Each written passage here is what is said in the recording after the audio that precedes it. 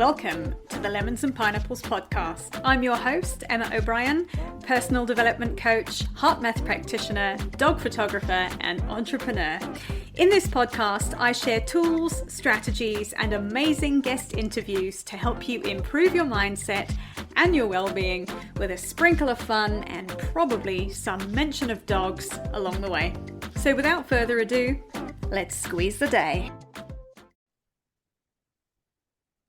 Hi folks, welcome to episode 28 of the podcast. Today my guest is Claire Connelly and we're going to be talking about the huge value of creating space to find your purpose in life. First, a little bit about Claire. Claire is a certified yoga instructor and a holistic wellness coach.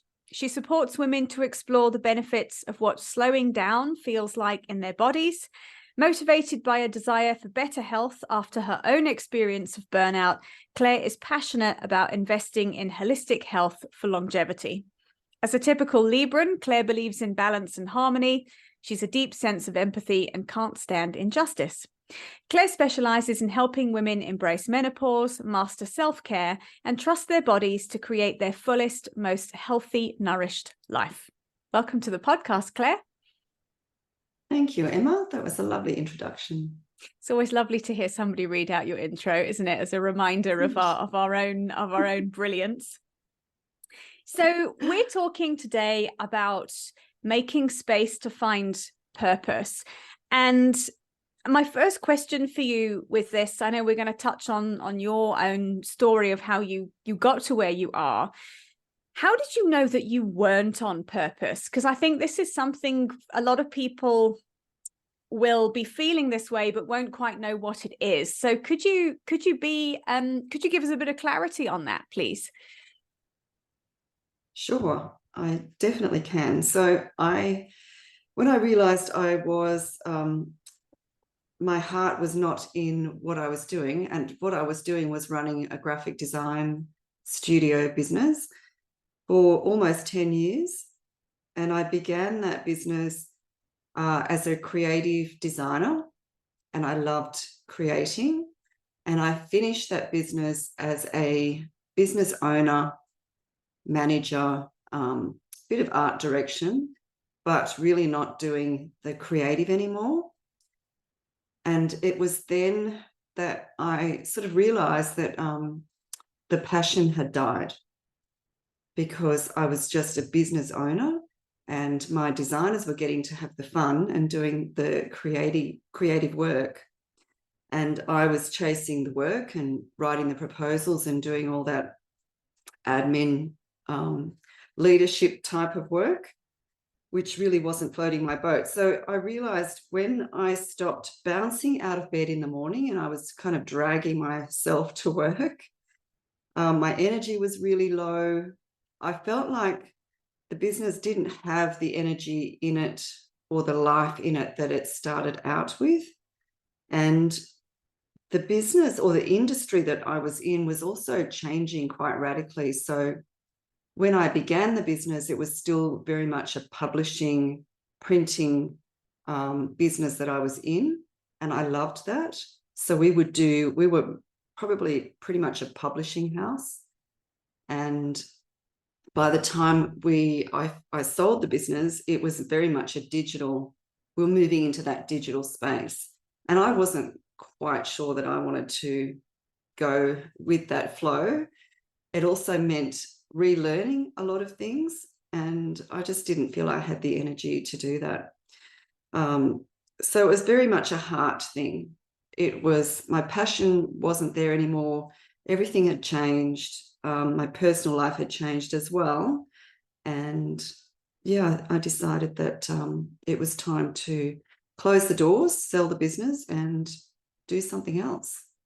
Yeah, and I think it's such a good conversation to be having, especially if there are small business owners listening, is I think businesses have a lifespan almost of their own, and sometimes they do require that sort of renaissance of changing them into something completely different. I can 100% relate to what you're talking about.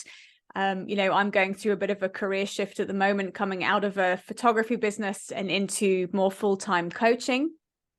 And Yes. I've been where you're at, and I think I was there where you're at more when I was shooting weddings. So I started out as a wedding photographer 20 years ago, and it was really fun for a while, and then I got divorced, which was really not fun, going to photograph other people's weddings when your own personal life is falling apart.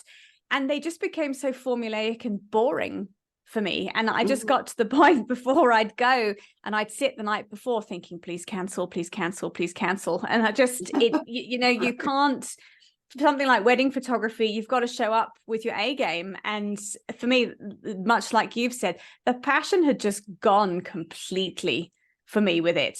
And Yes. it was, I photograph dogs now, so it's completely shifted into something else. And I think it's so important when you run your own business that you're doing something that you enjoy, because that's how, especially with a creative business, that is how you keep the passion alive. It's how you keep wanting to learn. I think the world and the creative space is evolving so quickly now. If I look at the photography business with the advent of AI technology, it's frightening a lot of people. It's changing the space entirely. And I think for people who are quite well established, it's quite frightening in a sense. So you closed your business. Just tell me a little bit about that, because I imagine there was probably a bit of a grieving process with coming to terms with the fact that you weren't in love with your business anymore and it was time to let it go, which I imagine was extremely hard. Tell me a bit more about that. I sort of saw the business as my child almost, because I birthed it from nothing and grew it. So I started out with myself and one other graphic designer, and then grew the business to a small team of 6. And we had some fabulous times and really great years, and it developed beautifully and it grew, and I did love it for a long, long time. But yes, and then when I felt like when I sold the business and closed the doors, it died. And it took a little bit of me with it. So there was a lot of grief around that business, letting go of that business, because it was my baby. And I also felt like I identified with it quite a lot, because it was just, my life, really. So the grief also came about when I shut the doors, and I sort of sat back and thought, well, I don't know really who I am anymore, because I was Claire Connelly, graphic design, paper cut graphic design owner. So I suppose I let it define me in a way. And then I really had to try to redefine myself or find myself again. Yes, Yeah. so there was a lot of grief around that letting go. Yeah. Also, it felt quite a relief as well, because it had become quite a burden. So it was a letting go and a release and a relief, but also a grief. Yeah, there were lots of emotions. I can fully appreciate that, because I think for me, like I said, going through a career transition at the moment, I mean, I won't close my photography business, but I'm going to change the way I do it very much. And it has been a bit of a process of letting go for me, because again, I'm Emma the dog photographer. That's who people know me as. Yeah. And you, like you say, you kind of, you're almost letting go of a part of yourself and going out onto a bit of an uncertain path, which is a little bit scary. And for me, the thing that comes up is, what are people going to think? And are people going to think I'm completely shutting the business, which I'm not? But it's I feel quite a lot of uncertainty around it. And I imagine it was a similar thing for you with letting go of your business as well. Yes. But I had started, before I closed the business, I had done my yoga teacher training. So I'd sort of started down that journey of wellness coach and yoga teaching. And I was really fortunate and appreciated that I had that to go into, but I'd never actually dreamed that I would be doing that full time now. I mean, it took a few years to get there, but that was never my intention. It just was the way it worked out, which was quite beautiful, and it felt quite organic. Yeah, so I really loved having the yoga classes. I launched straight into yoga classes once I was fully trained, and that really supported my grief, I guess, and helped me sort of redefine who I wanted to be and what I wanted to put out into the world. And then I studied my holistic wellness coaching as well. So I'm doing that now, which is, yeah, as I say, it took a few years. So I went job hunting after I had a little break from the graphic design business and worked a few office jobs before I actually had enough confidence to back myself and launch into my own business again. Quite a different business though. Yes, and I imagine, well, look, running a business is running a business. The challenges and the things you have to do are the same. But I think the yoga practice, is it just you in the business at the moment? Yes. Yeah, I think a solo business is a little easier to, in some respects, to juggle than a business with a team of people, because I imagine there's the weight of the responsibility of paying the overheads, paying the wages, bringing the work in, and that's right. quite a lot to cope with, I think, especially if you are all also thinking, I don't really want to be doing this, I'd rather be doing something else, but I have the responsibility of all these people here. That's right, yes. Which, yeah, it was a huge burden. Whereas now it's just me. So I can choose to close the studio doors and go on holidays. And some of my business is online, so I teach yoga online as well. So it's fairly portable. I can teach, when we go to the coast or wherever, so long as there's an internet connection. So that's rather beautiful. And COVID was, I thank COVID for that. Some good things came out of COVID, as we all know. Yeah, so it's great. I love just being me, working for myself, and I can please myself. Yeah, I think that's a big piece, isn't it? How did you go about making the room in your life for the idea of actually not just doing a yoga teaching qualification, but for the idea of building a business around that? How did you make space for that to happen? Emma, I think it was after I shut the business, I actually took almost a year off. I took, in Australia, we call it a gap year when you leave college. And my daughter did that too. So you go and work usually in a gap year. You either you do whatever. You travel, you go and work before you go and launch yourself into university or whatever is next. So yes, I took a year off. And as I say, it was sort of pretty organic. So I was teaching yoga classes, I was renovating our home, and I was job searching as well. And the yoga and the wellness coaching, it really helped me to heal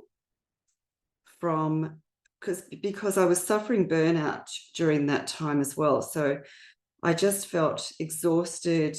I had a lot of brain fog. I got sick quite a lot over that year. So I was trying to honor that and not work too hard, but keep up with the yoga classes. And then it just organically sort of happened. And I felt very supported by the yoga, which, you know, yoga is not just an exercise regime doing your sun salutations on a mat. It's a whole lifestyle, really. Yeah, so it really became part of who I am. And then understanding that I probably hadn't been looking after myself very well for almost 10 years. And that I felt the effects of that quite strongly with the burnout that I was feeling. So I realized then that my health was, you know, should be my priority, and my own self-care. And if I can't look after myself, I can't look after anybody else. So that was a bit of a wake-up call. And yeah, that's where I sort of started with that journey, looking after myself,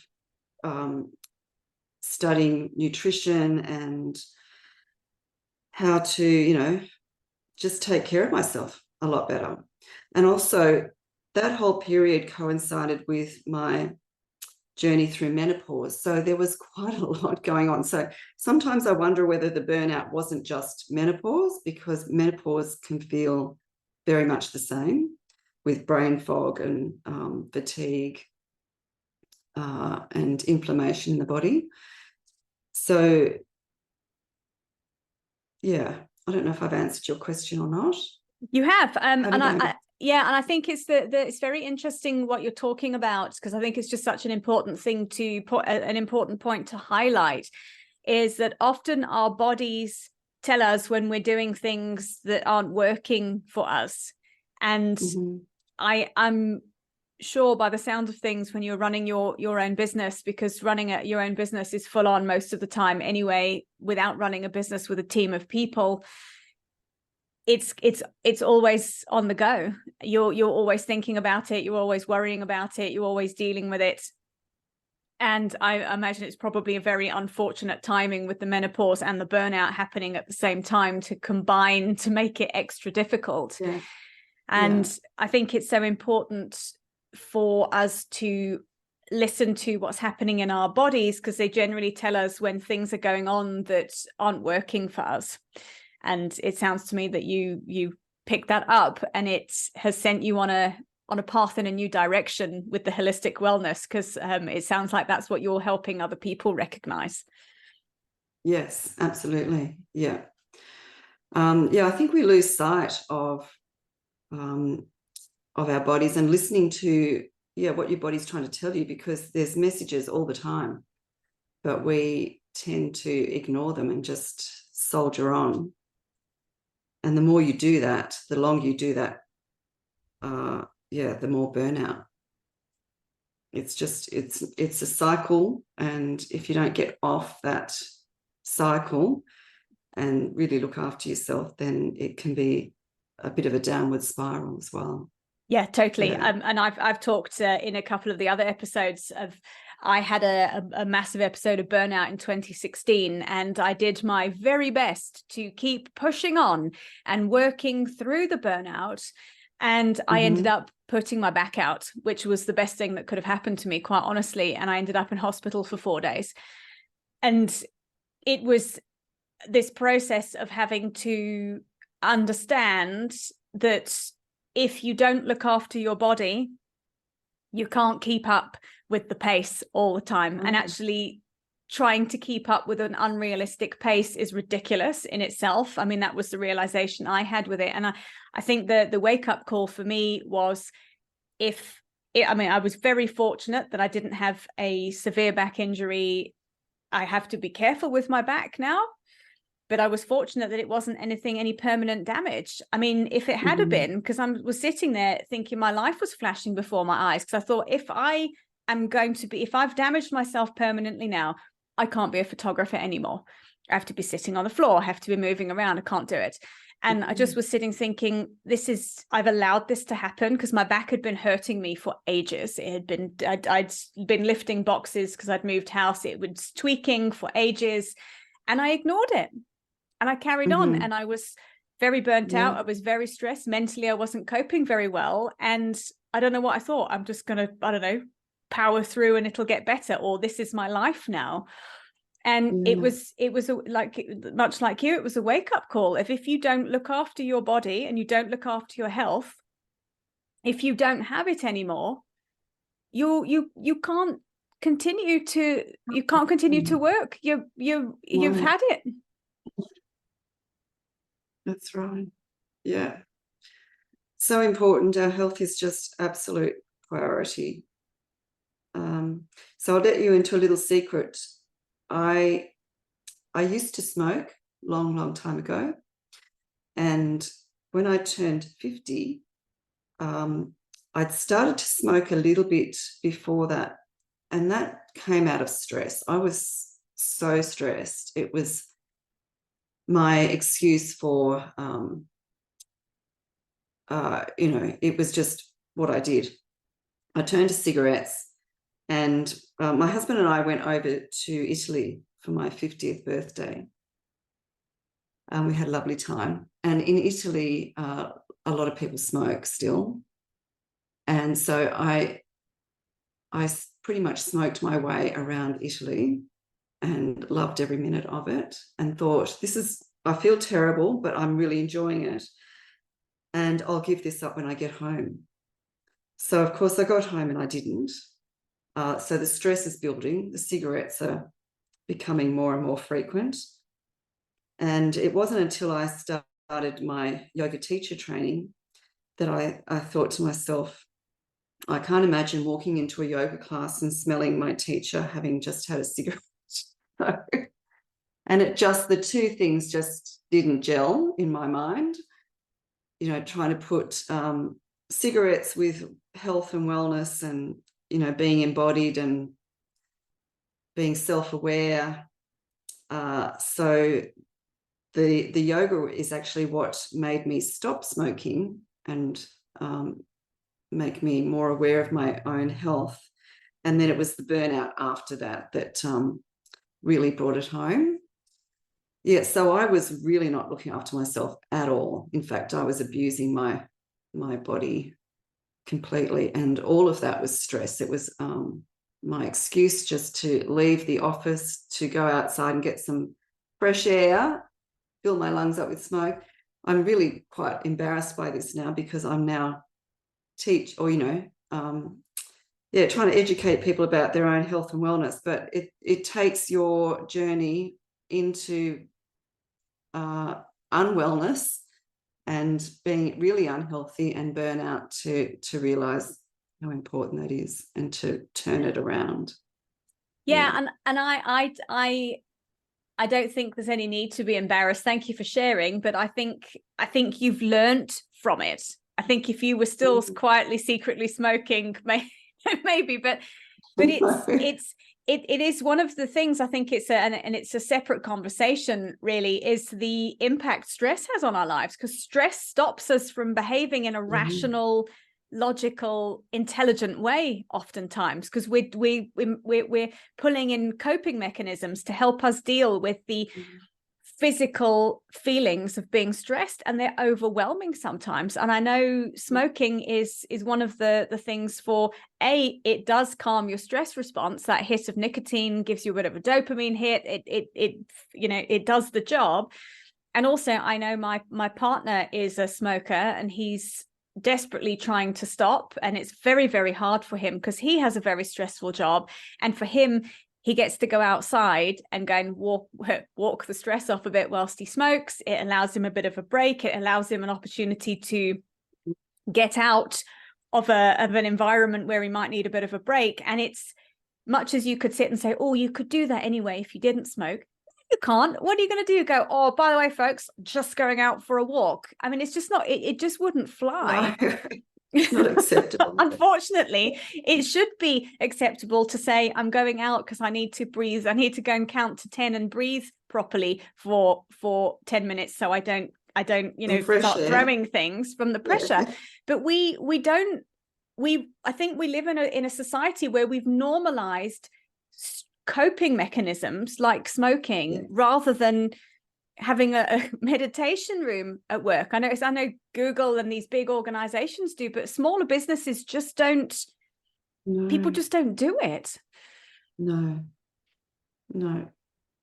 So They are starting to, you know, corporates mm, are bringing yoga classes at lunchtime mm, and wellness workshops and all sorts of things. But yeah, there needs to be more of it and more yeah. acceptance of giving people that mental break and that break from their desks and just to go for a healthy walk and breathe the air and not the smoke. Yes. Um, Yes. yeah, so Yeah. that you can come back into work and be more productive. And completely, completely. Yeah. One last question I want to ask of you is one of the big things that you do in your work is to help people get into learning the benefits of slowing down, which we've both learned them the hard way. And it sounds to me like you're helping people do that minus the breakdown of any description. So what would you describe the feeling of slowing down is like for people on a somatic level?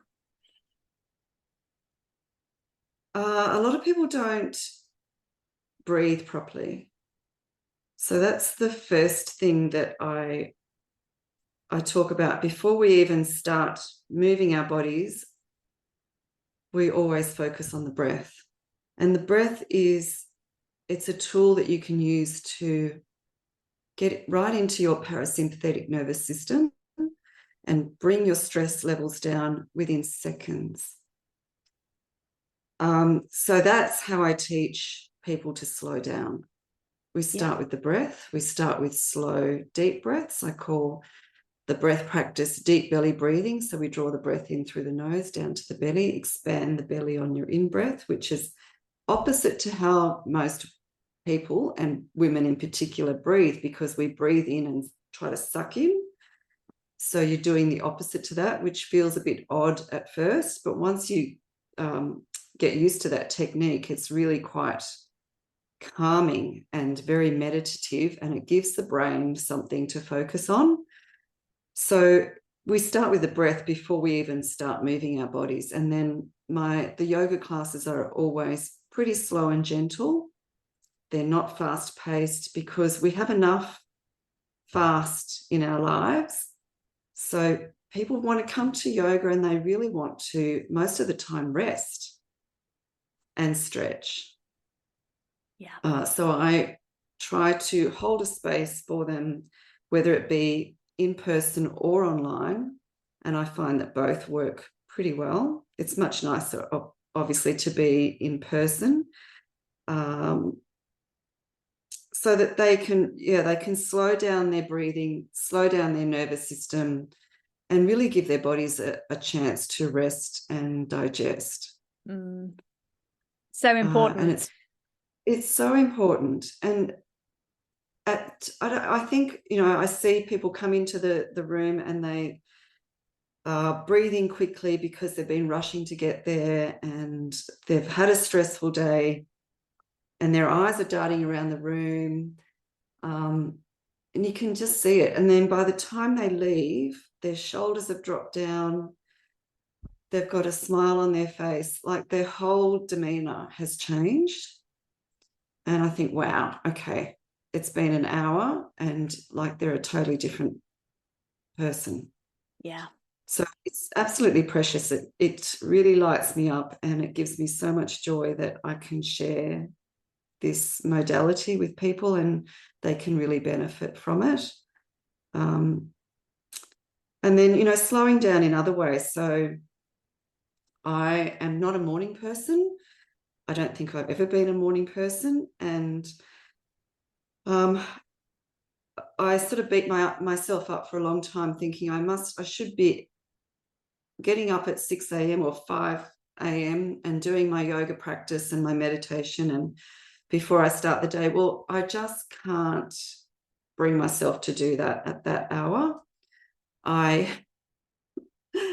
I've learned to accept it and just be who I am. So my morning routine is pretty slow. I get up, my husband often brings me a cup of tea in bed, and then I will read and journal that's my little slow practice in the morning before I get up and shower and dress and get into my day. Sometimes there's yoga in there, sometimes there's not. But it's just finding whatever works for you and then building on that and making it nice and slow and easy. Yeah, and just fitting something in during your day that's slow, that will fill your cup. Yeah. That will, even if it's just 5 minutes drinking a cup of tea in the garden, if you can get into some nature somewhere. Yeah. Yeah. And I think there's snatches of slowness. Yes. And I think it's so valuable. The belly breathing I'm familiar with because I'm busy learning to free dive at the moment. So of course that is a technique I've been taught, to get you to relax, because if you're free diving, you need to be super relaxed. If you want to hold your breath for a longer period of time, you need to not be tense. So it's been great. It's been a great exercise for me. And also stretching your diaphragm, getting more oxygen into your cells. You feel less tired if I think like you've talked about it perfectly with the people that come running and skidding in sideways into your yoga class. They're all chest breathing. They're probably tired. They're stressed. And as soon as you start to breathe properly, your whole system goes, oh, thank God. And it's so important. And I think the value of being able to calm your breathing and breathe properly is not something we're taught. It's not something that's talked about, because it's a simple tool that we all have access to. And it's such a powerful nervous system calming tool. So thank you for sharing that. My pleasure. Claire, this has been a really great conversation, and thank you for highlighting the piece about the effects stress has on our lives, and for sharing the value of being able to breathe properly. Because I think that's so for anybody listening, it's super easy to do this. And it will change your life if you do it regularly. You'll sleep better, you'll feel better. Yes. Claire, how can people find you online if someone wants to connect with you and perhaps join one of your online yoga classes, or where can they find you? Thank you. Yes, I have a website. It is www.yoga and Yoga and Wellness Canberra. Just say that again for me. Website, yogaandwellnesscanberra.com.au. So you can find me there. I've got online classes. I've got some little courses, some wellness courses online, which are fabulous. 5 Days to Vibrant Health, which is a really nice short course involving some yoga classes, short yoga classes, smoothies each morning, and some journaling exercises. Brilliant. Super. I'll put the link to those in the show notes so for anybody listening, please go and have a look in the show notes, and you can find Claire's website and you can access the courses and go and check those out. And yeah, I think the big takeaway from me for today is it's so important to listen to the signs that you are needing some room, you're needing a bit of downtime, you're needing to slow down, and to listen to the signs your body is giving you and follow them before you get to the stage where there's burnout or there's a health catastrophe, because these things are avoidable if you start to follow the trail of breadcrumbs that your body will leave for you. Absolutely. Yes, we all have that intuition inside. We just need to relearn to listen to it. Yeah, absolutely. As children we used to, but as adults we stopped doing that. Yeah. So important. Claire, thank you again for joining me today. Thank you, Emma. And I've loved it. Thank you so much. And thank you very much for listening, folks. I hope you've enjoyed today's podcast, and I'll see you in the next episode. Bye for now. Thank you for listening to today's episode. If you've enjoyed it, please share with your friends, and be sure to leave me a 5-star rating and review, especially if you're listening on Apple Podcasts. To find out more about my one-on-one coaching, please visit my website, which is emmaobriencoach.com. And remember, folks, when life gives you lemons, you can always choose another fruit. See you next time.